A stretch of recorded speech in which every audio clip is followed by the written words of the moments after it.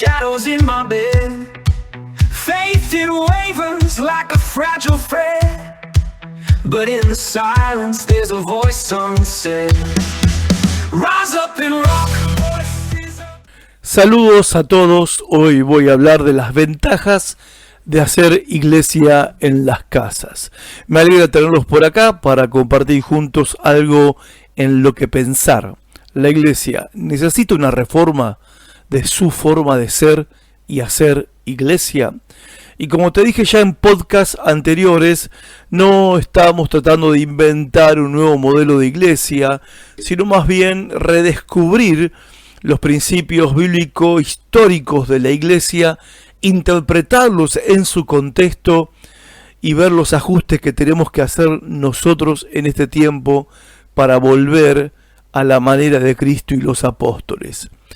¿Qué me propongo? Bueno, estoy tratando de dar fundamento, orientación y explicación al proceso de pasar de ser una iglesia convencional de domingo a una red de iglesias en casas como las del Nuevo Testamento. Y por supuesto, es un intento de por lo menos despertar el debate sobre el tema en la pastoral hispanoamericana. Como les decía, mi tema de hoy, basado en el libro de Wolfgang Simpson, Casas que transforman el mundo, 12 ventajas del modelo de iglesias en casas. Así que empecemos.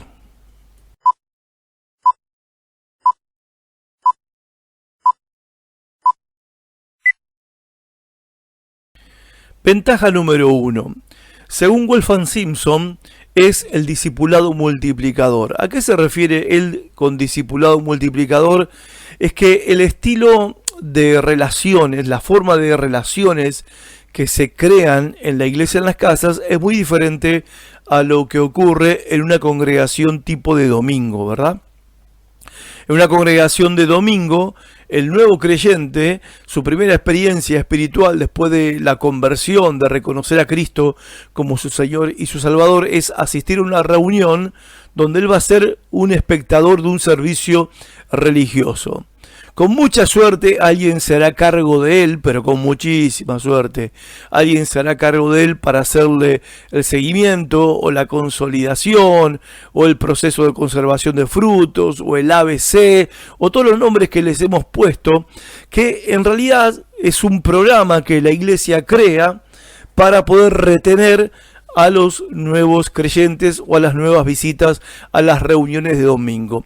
En la iglesia en las casas, como el grupo es más pequeño, la relación se vuelve más íntima, entonces el discipulado se da en una relación tipo mentor y mentoreado. Y donde participa también la comunidad. O sea, es una función de la comunidad hacer discípulos. Y uno, un integrante de la comunidad, mayormente el que invita a esa persona nueva, comienza a hacerse responsable del nuevo creyente, convirtiéndose en su mentor, y comienzan a caminar codo a codo en el desarrollo de su vida espiritual, en los primeros pasos de seguir a Jesús. ¿Cuál es la ventaja de este tipo de este modelo de iglesia en las casas? Es que toda persona nueva no se escapa de la vista de toda la comunidad, de la pequeña comunidad, no puede escapar a la vista. En una congregación grande, la gente nueva se escapa a la vista del liderazgo, de los obreros de la iglesia. Eso no sucede en la iglesia en las casas, porque el grupo es más pequeño, hay más intimidad y hay un compromiso de ayudar al nuevo a convertirse en un fiel discípulo de Jesús, lo cual propicia la multiplicación de los discípulos de Cristo.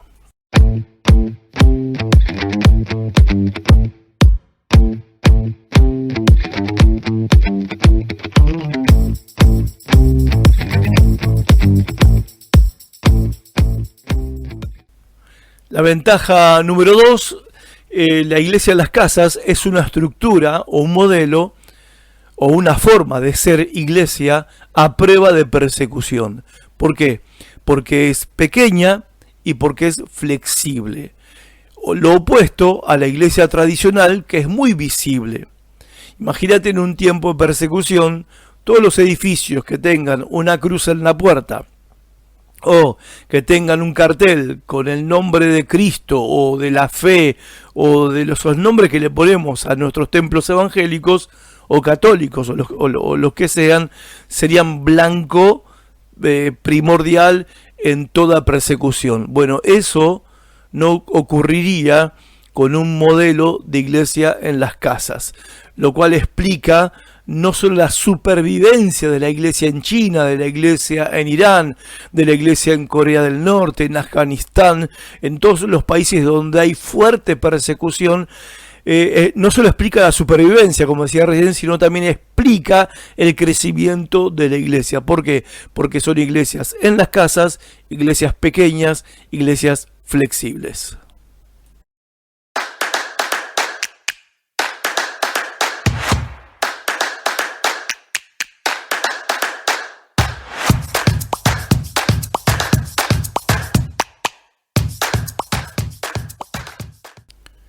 La tercera ventaja del modelo de iglesia en las casas es que estas iglesias son libres de todo tipo de barrera al crecimiento. Virtualmente no hay ningún tipo de barrera institucional, legal, organizacional, programática para el crecimiento de la iglesia. No está obligada a seguir parámetros denominacionales, no está obligada a seguir un método específico. Es lo que la iglesia en consenso y por iniciativa propia, siendo intencional en el evangelismo y el discipulado, quieran llegar a crecer o a expandirse, no tienen ninguna clase de límites.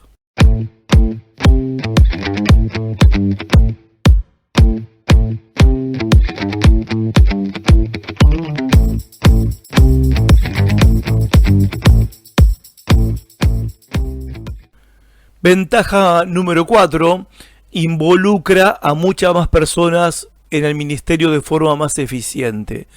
Las congregaciones suelen estar basadas en programas para atender las necesidades de la congregación. Está demostrado estadísticamente que estos programas suelen ser bastante ineficientes y de consumir grandes recursos de dinero, de esfuerzo y de tiempo del 20% de los miembros de la congregación, que son los que siempre llevan adelante todos los programas, para atender al 80% que es pasivo en esa misma congregación. O sea, el 20% de la iglesia, llámese pastor, líderes, obreros, ese grupito, son los que a través de programas tratan de satisfacer las necesidades espirituales del 80% de la congregación que de manera pasiva participa de esos programas. Participa con toda la suerte y con toda la furia, ¿verdad?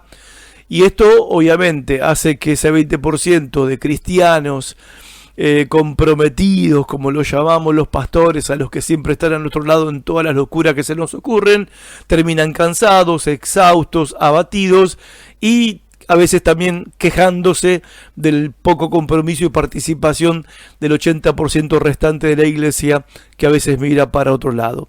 En la iglesia, en las casas, todos pueden involucrarse. Cada persona se puede involucrar de manera más natural, el grupo es más pequeño y es muy difícil allí mirar para otro lado.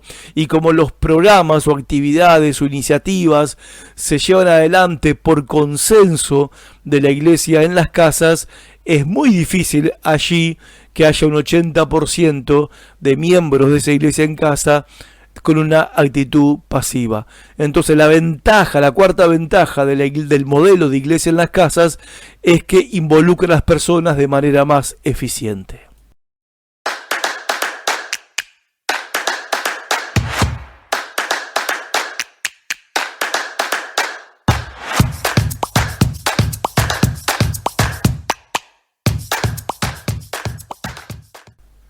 La quinta ventaja rompe el dilema del cuidado pastoral.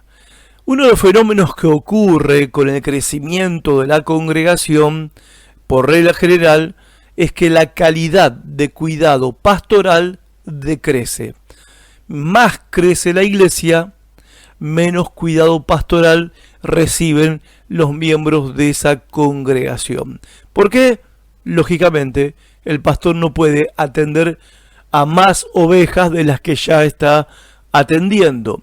Ahora, en el modelo de iglesia en las casas, este dilema del cuidado pastoral se rompe, no existe ese dilema, porque el cuidado se da de cada creyente, de cada oveja, por decirlo de alguna manera, siguiendo la metáfora, se da dentro del marco de la comunidad, y toda la comunidad es una comunidad pastoral, cuidadora de cada uno de sus miembros, y eso es una gran ventaja.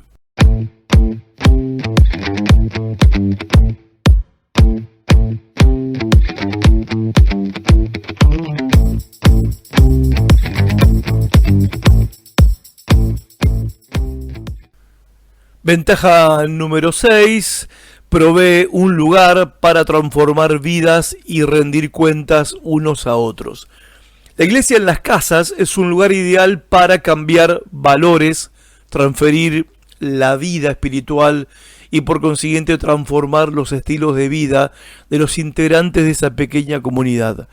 Un análisis de la iglesia en Occidente muestra que el modelo congregacional es casi totalmente inefectivo para cambiar los valores básicos y estilos de vida de las personas. En otras palabras, la gente congrega, la gente asiste los domingos a escuchar un sermón, a participar de un servicio religioso, pero durante su semana no se puede diferenciar a esa persona de otro que no es creyente en su estilo de vida, en la práctica de principios y valores cristianos, porque justamente fracasa en cambiar esos valores viejos por los de Cristo y practicar un estilo de vida de un seguidor de Cristo. La conciencia se calma, se aquieta, se pone en paz, porque el domingo ese creyente cumplió con ir al culto.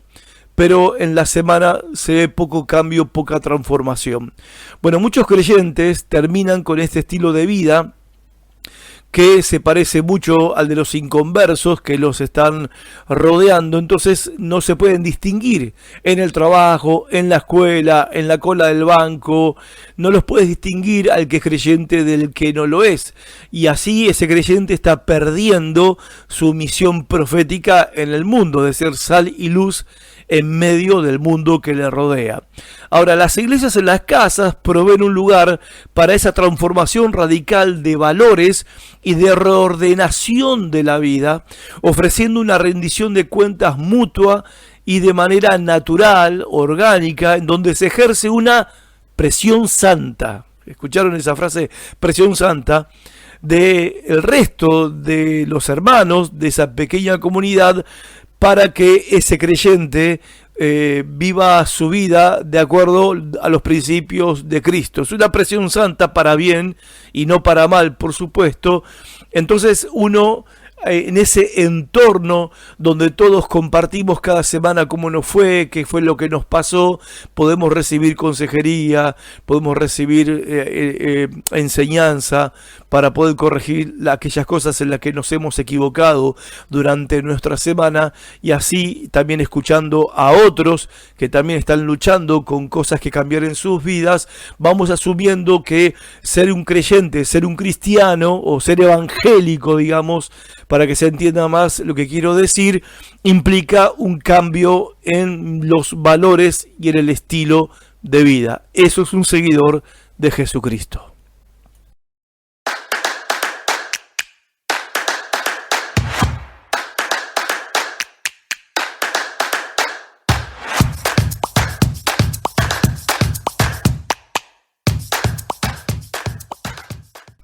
Ventaja número 7, según Wolfgang Simpson, estamos siguiendo lo que él ha escrito en su libro Casas que transforman el mundo.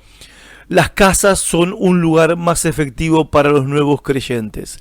Se ha escrito mucho acerca de la mentalidad de mirarse el ombligo cosa que la iglesia hace y lamentablemente lo hace bastante bien, donde la iglesia se vuelve el centro en sí misma. Es que los programas, actividades, eventos que se llevan adelante son pensados en la iglesia como centro. La congregación es, estadísticamente hablando, un lugar bastante, entre comillas, digo, hostil para los nuevos creyentes, porque de hecho las actividades, los programas, como están pensados para creyentes, el nuevo siente ese choque, como que se habla un idioma que solamente lo entienden los que están ahí adentro, ocurren cosas y se hacen cosas en esa reunión que solo entienden los que están ahí adentro, y eso explica el por qué, según estadísticas, el 99% de los que aceptan a Cristo en un evento evangelístico, en una campaña evangelística, un proyecto evangelístico, dejan de seguir a Cristo o dejan de permanecer en esa confesión de fe que hicieron en ese evento evangelizador. En contraste, la iglesia en las casas es un lugar más efectivo, natural y acogedor para que los nuevos creyentes vengan y permanezcan en contacto con la comunidad cristiana.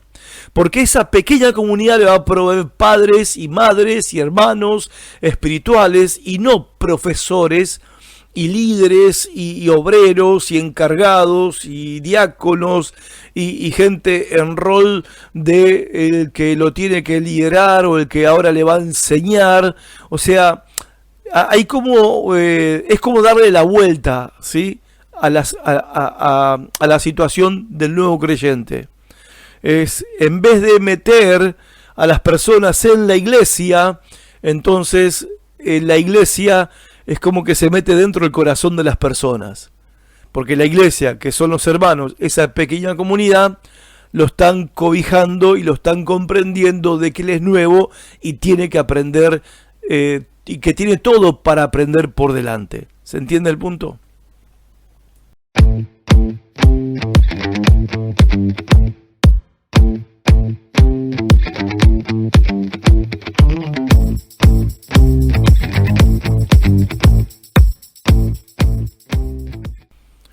Ventaja número 8, resuelve la crisis de liderazgo.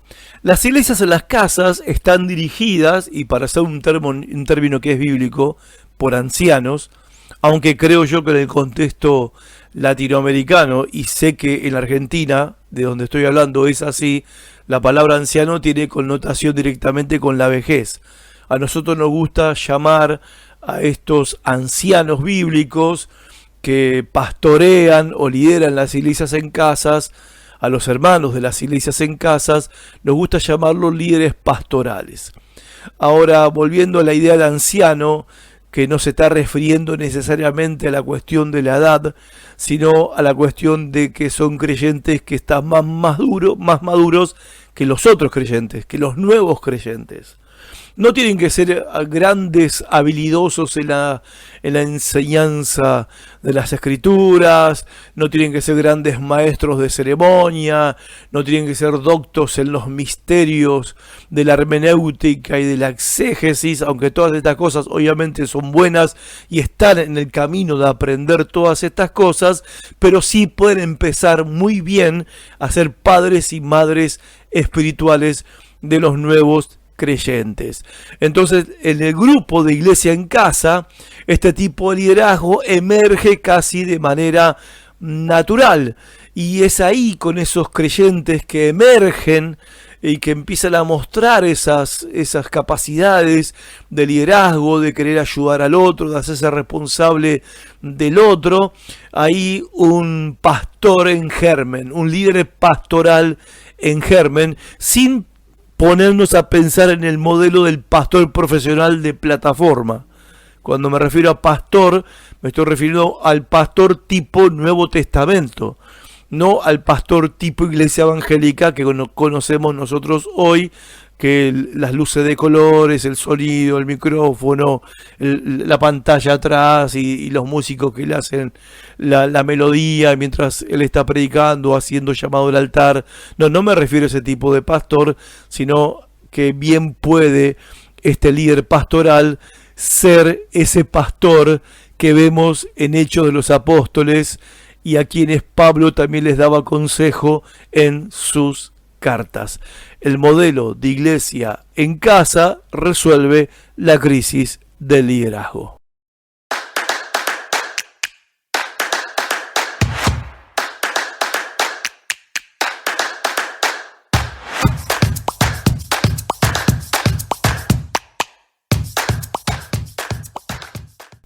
Novena ventaja termina con la división entre clérigos y laicos. Déjeme explicar el término. Los clérigos somos los pastores profesionales, los líderes profesionales, los que hemos estudiado en el seminario, en el instituto bíblico, nos hemos preparado y formado en la teología para la tarea pastoral y recibimos en algunos casos un salario por nuestro trabajo como pastor en la congregación. Hay algunos que son tienen otro tipo de ministerio y también reciben un sostén, un salario, se han preparado como directores de grupos de alabanza o pastor de jóvenes, etcétera. Gente que se ha capacitado haciendo cursos, capacitaciones o algún bachillerato y se le remunera por su servicio con un sueldo o con una ayuda total o parcial que la iglesia le reconoce por su ministerio. Y eso genera, aunque no nos gusta reconocerlo, una división entre el profesional preparado, le llamamos clérigo, ¿sí? El clérigo, y el laico, que viene a ser el pueblo. El creyente de a pie, por decirlo de alguna manera, pero está mal dicho, porque todos somos creyentes de a pie, esa es la realidad. Pero digamos, entre el pueblo y los profesionales de la religión. Bueno, el modelo de iglesia en casa termina con eso. Porque en ninguna parte del Nuevo Testamento encontramos referencia a un pastor profesional dirigiendo una congregación. No lo digo yo, lo dicen muchos, cito a uno que lo dice, que es Barney Combes. Googlealo y búscalo. Barney Combes, C-O-O-M-B-E-S. La iglesia en las casas no necesita un pastor en el sentido tradicional de la palabra, el pastor profesional, porque los líderes pastorales de esos grupos funcionan en unidad para pastorear la congregación y son a la vez un hermano más dentro de la comunidad. Ellos van manteniendo y multiplicando la vida de la iglesia mientras la lideran, a la vez que ellos mismos también son supervisados y ayudados por el resto de la comunidad. Esto, por lo tanto, rompe con esa maldición que divide al ungido por un lado y a los medio ungidos por el otro, digamos. A los creyentes populares, ¿sí?, que parece que no tienen toda la unción del pastor o de los líderes que se paran arriba de la plataforma. Bueno, el sistema de iglesia de domingo fomenta esta división, querramos reconocerlo o no. Cada vez que cada domingo un grupito se para allá arriba y el resto estamos sentados allá abajo, como diciendo, bueno, de arriba nos va a venir la bendición y ellos nos van a traer la revelación, y los que están arriba de la plataforma nos van a traer la unción y nos van a traer la enseñanza y todo lo que viene de parte de Dios viene a través de ellos. Bueno, eso es una división que el Señor Jesucristo nunca pensó que existiera en su iglesia. Sí, hay roles, sí, hay roles, diferentes roles. A uno puso el Señor Jesús en la iglesia apóstoles, a otros profetas, a otros evangelistas, a otros pastores y maestros. Después están los que hacen misericordia, los que enseñan, los que ayudan, etcétera. No voy a entrar en el tema de los dones ministeriales, pero mientras cada uno tiene un rol diferente, ¿sí?, la manera de organizarnos y de relacionarnos es horizontal. Somos todos hermanos. Yo tengo un llamado pastoral. Bueno, yo soy un hermano que tengo un llamado pastoral. Y cuando me siento a la mesa con mis hermanos en la iglesia en casa, soy un hermano más. Y ejerzo mi don. Y otros hermanos ejercen sus dones también. Y no hay ningún tipo de división entre ellos y yo, porque yo no soy más especial por haberme profesionalizado para el ministerio. La iglesia en las casas termina con esta división entre los profesionales de la religión y el pueblo no profesional.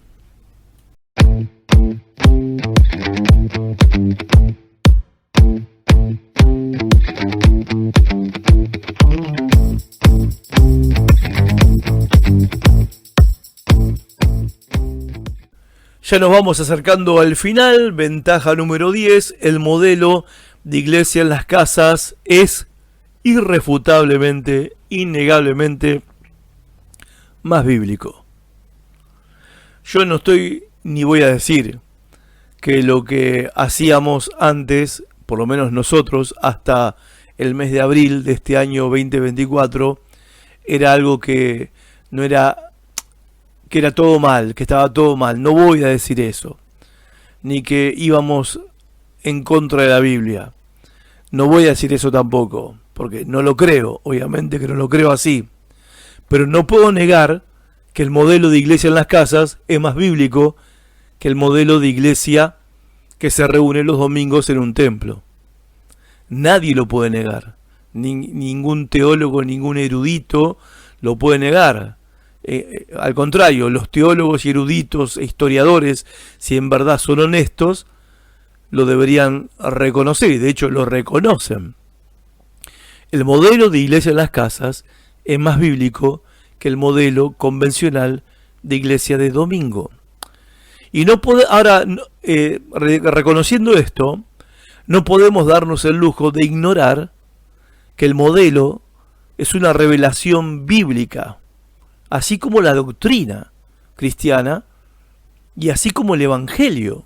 O sea, el querigma apostólico y la didaqué de los apóstoles, nosotros la consideramos como una revelación de Dios a través de ellos para la iglesia, la cual nos esforzamos en seguir esa revelación y de enseñar a la iglesia basados en esa revelación, que es la doctrina de Cristo y de los apóstoles.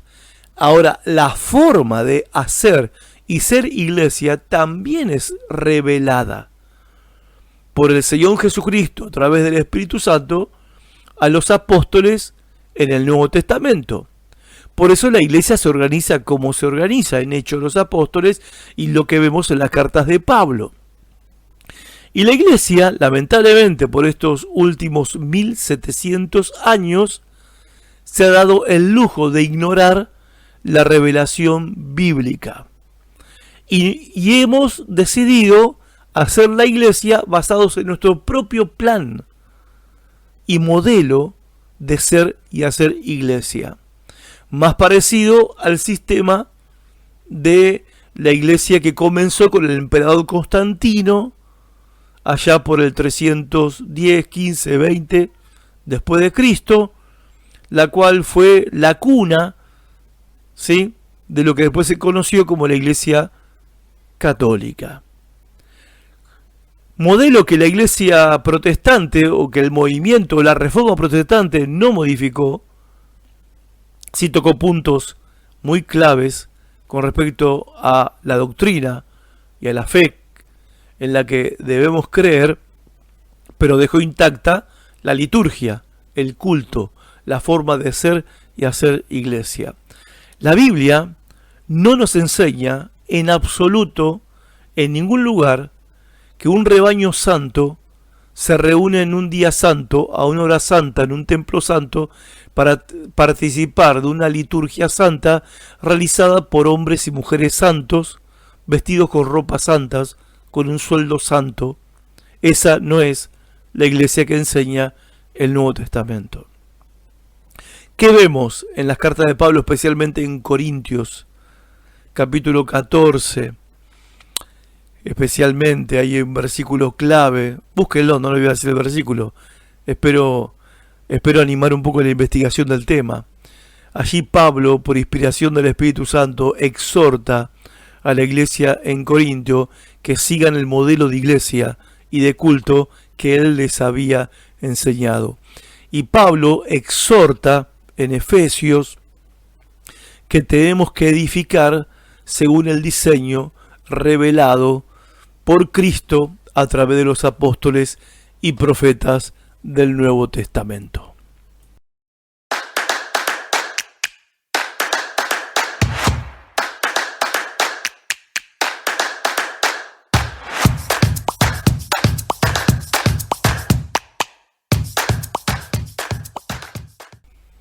Número 11, anteúltima ventaja de la iglesia en las casas, es sin lugar a dudas el modelo más barato de hacer iglesia. La iglesia convencional de domingo se puede definir como terreno más edificio, más pastor, más sueldo del pastor, más programas para los creyentes durante la semana.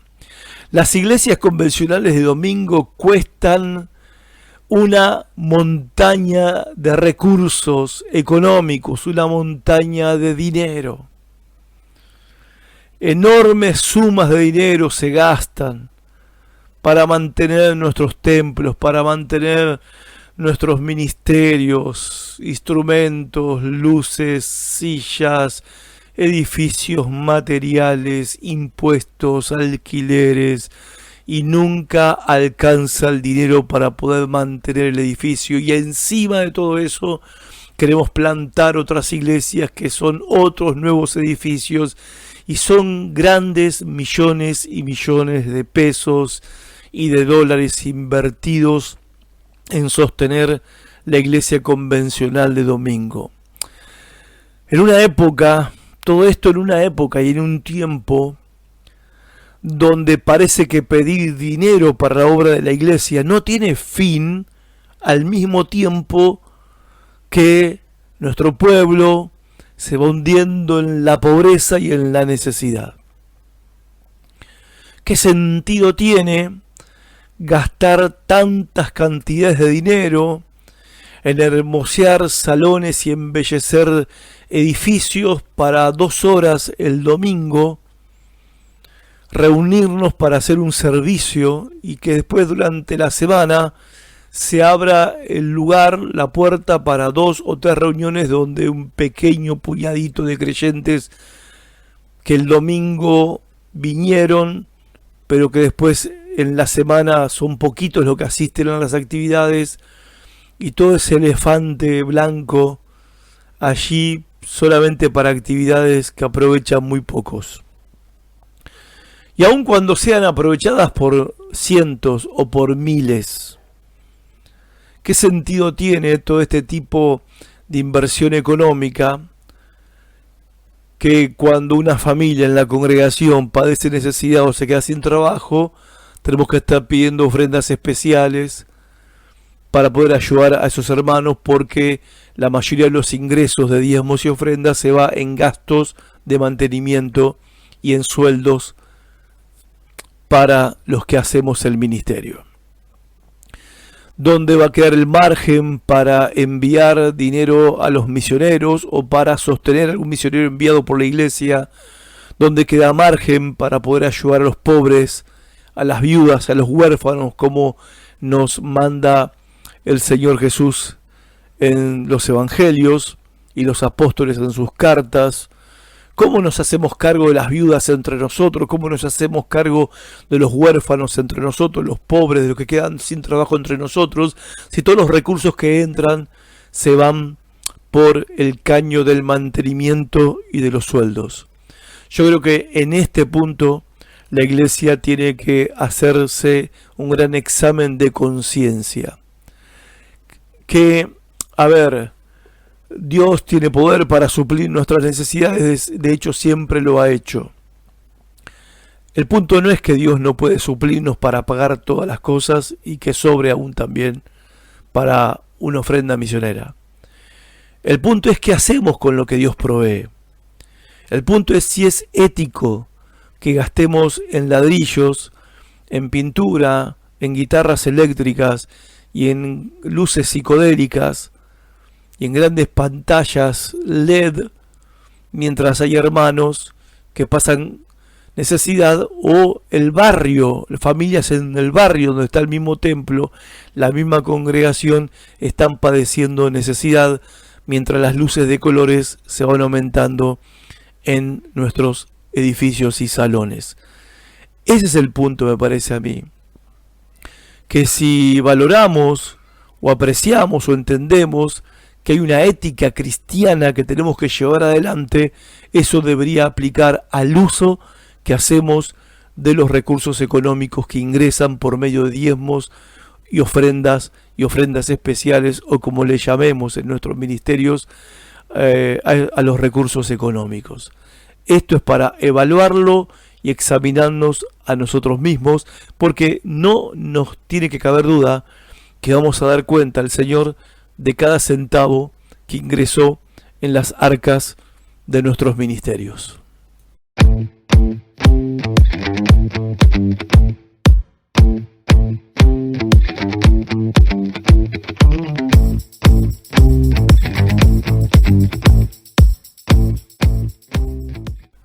Bien, llegamos al final, ventaja número 12.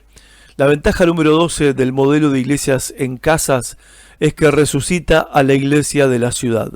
La iglesia actual está organizada en 4 niveles. La iglesia en casa, donde es posible tener el compañerismo de manera orgánica, de manera natural.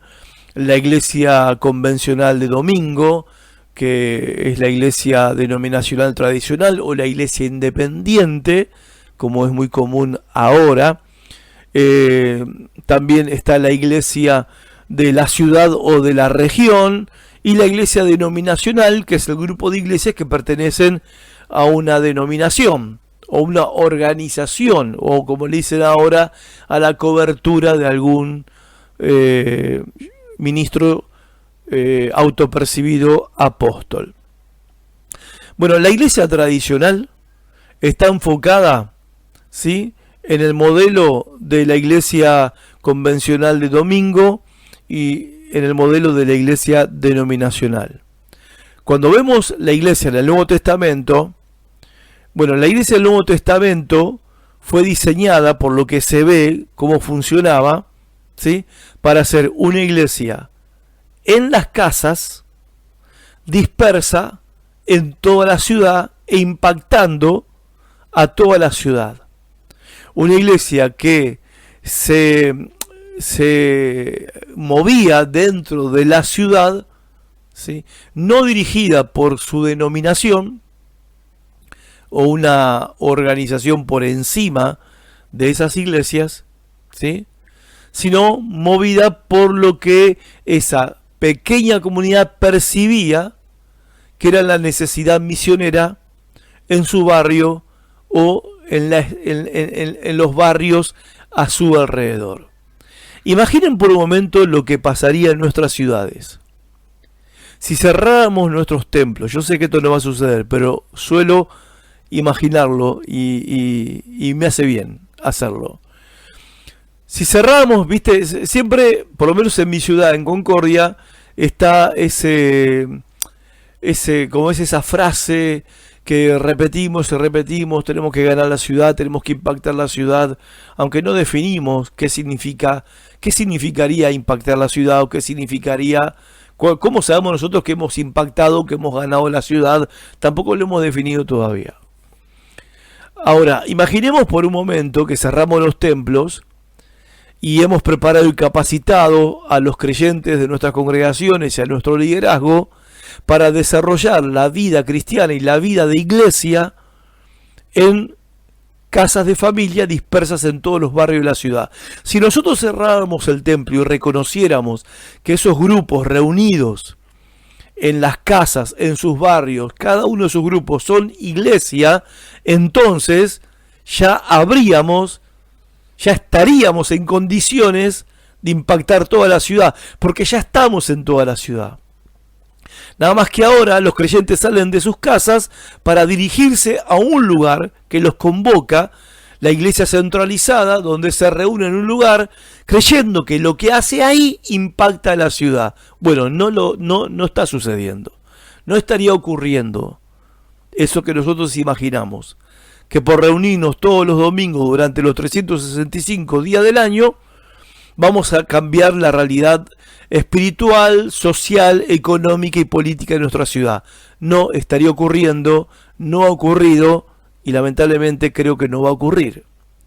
Ahora, si nosotros vemos a esos grupos de hermanos reunidos en casas, en todos los barrios, viendo, observando y supliendo y de manera intencional, haciendo buenas obras y evangelizando a sus vecinos y viendo la necesidad de su contexto, de su entorno cercano y más grande, entonces sí estaríamos empezando a impactar la sociedad con el efecto levadura o el efecto semilla de mostaza. Una pequeña semilla que se va transformando en un árbol grande, una pequeña medida de levadura en la masa que la va leudando de a poco toda. La iglesia ya está en la ciudad. Nada más que nosotros la convocamos cada domingo a centralizarse en un lugar. Pero si la organizáramos a la iglesia en iglesias, en casas, estaríamos en condiciones de impactar la ciudad este mismo año si nos lo propusiéramos. Porque lo que sucede en esa iglesia, o mejor dicho, lo que esa iglesia en casa logra hacer para Cristo en su contexto inmediato y en el barrio de al lado o a 3 cuadras la otra iglesia en casa está haciendo lo mismo, porque esos hermanos fueron entrenados para hacerlo, y 5 cuadras o 10 cuadras más allá, otra iglesia en casa de 10, 15 hermanos están haciendo lo mismo con su contexto. ¿Cuánto tiempo nos tomaría llenar toda la ciudad con el Evangelio de Cristo? ¿Cuánto tiempo nos tomaría? ¿Cuál fue el reclamo, reproche de los líderes judíos de Jerusalén contra los discípulos en Jerusalén? Habéis llenado nuestra ciudad con vuestras enseñanzas. Han llenado la ciudad con su doctrina. ¿Y cómo esto es posible? Porque el modelo de iglesias en casas, porque no vamos a negar que la iglesia de Jerusalén era una iglesia en casa, es una estructura flexible y multiplicadora de más casas, porque donde la casa te quedó chica no se rompe la pared para agrandar el lugar y hacer un salón y poner más sillas y un púlpito. No, donde se llenó la casa, un matrimonio sale o va a su casa y abre su propia casa y se abre una nueva iglesia a 3 cuadras, 5 cuadras o en un nuevo barrio. Por mi parte creo de todo corazón que volver al modelo de iglesia en las casas puede ser el principio no solamente de un cambio de paradigma para la iglesia actual, sino el principio de el discipulado de toda nuestra ciudad, nuestra región y nuestra nación juntos. Yo creo que si lo hacemos a la manera de Cristo y los apóstoles, como lo vemos claramente reflejado en el Nuevo Testamento, la Gran Comisión es algo alcanzable para nosotros en nuestra generación. Gracias por tu atención, gracias por estar del otro lado. Pensá en esto que he compartido y estamos acá dispuestos al debate y a la conversación y al intercambio de ideas. Te mando un abrazo grande, soy Horacio Alcaraz, pastor de la red de Casas de la Palabra en Concordia, Argentina. Hasta la próxima. Shout it out.